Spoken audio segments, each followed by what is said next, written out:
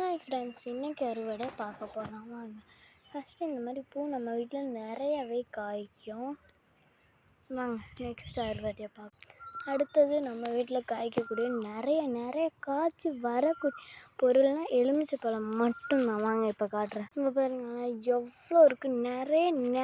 நிறச்சி கொட்டக்கூடிய பொருள்னால் இது மட்டும்தான்.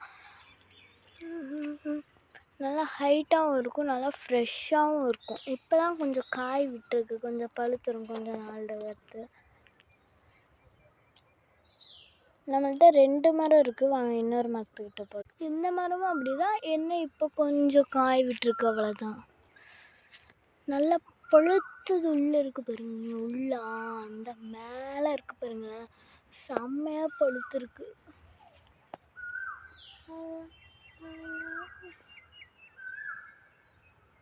Bye bye.